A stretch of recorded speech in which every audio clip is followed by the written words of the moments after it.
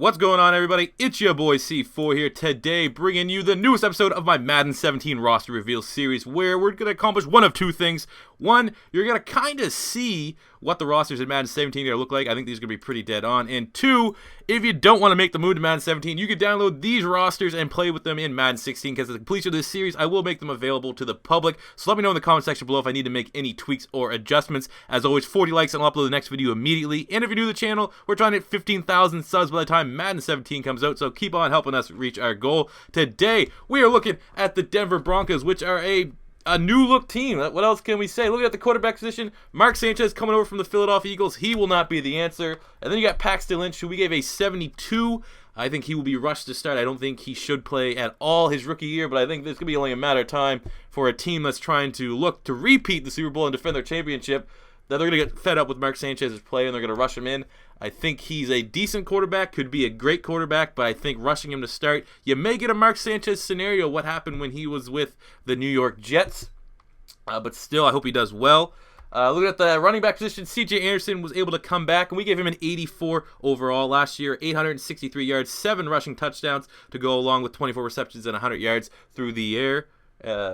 Actually, that is incorrect. That is Ronnie Hillman, who's down there with a 77. C.J. Anderson had 720 yards, 5 rushing touchdowns, and 183 yards. But both these guys are pretty much the same, but I gave C.J. Anderson the little bit of a bump in the overall rating because of that, his 2014 season. But both these guys are solid running backs, and don't sleep on low-key steal pick of the draft, Devontae Booker of the University of Utah. We gave him a 73 overall. He was like a 4th, 5th round pick, but I wouldn't be surprised to see him get some decent snaps this coming season. They don't have a fullback. Looking at wide receivers, we gave Emmanuel Sanders a 90 overall. Last year, he had 76 receptions, 1,100 yards, and 6 receiving touchdowns. So, just imagine if he ended up staying with the Pittsburgh Steelers, having Antonio Brown, Emmanuel Sanders, and Martavis Bryant when healthy. That would have been fucking scary. We gave DeMaryius Thomas a 90 as well. He had 105 receptions, 1,300 yards, and 6 touchdowns. So, a little bit of a drop in the production that he saw in previous years. But then again, you had to look at the quarterback play. Peyton Manning was awful, but still two of the best tandem wide receivers in the NFL. Look at the tight end position. VIRGIL Green will now be the starter. We gave him an 81 overall. Pretty much more of a blocking tight end that can catch some. Only had 173 yards and a touchdown last year, but he is a very solid blocker, so we gave him an 81. I look at the offensive line. Russell Okung coming over from the Seattle Seahawks. We gave him a 78. At left guard, Max Garcia of the University of Florida, 73. Center, Matt Paradis, 71. Right guard, Sam Brenner, 71. And right tackle, Donald Stevenson coming over from the Kansas City Chiefs in free agency, 76. A lot of question marks for me on this offensive line, especially with what will be assumed a very young quarterback that's inexperienced in Paxton Lynch. You're going to need as solid of an offensive line as you can get. And I would say this offensive line is well below average, but it'll be interesting to see what they can do.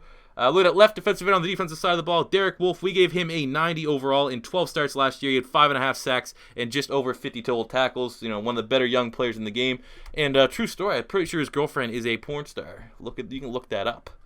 Look at right defensive end, Vance Walker, who we gave a 77 overall last year. In 4 starts, he had 2 sacks and 32 tackles. Again, he's going to be filling the void for Malik Jackson. I don't think he's as good, but he's definitely a serviceable player.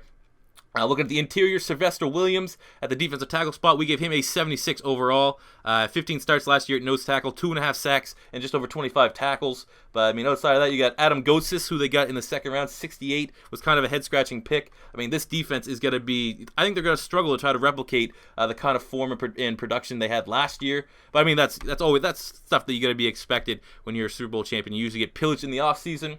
Left outside linebacker, Von Miller, a 98 overall. One of the best players in the NFL, 16 starts, 11 sacks, 35 tackles, and almost single-handedly destroyed the Carolina Panthers in the Super Bowl. He's a freak athlete talent. You got Shaq Barrett there as well with an 81.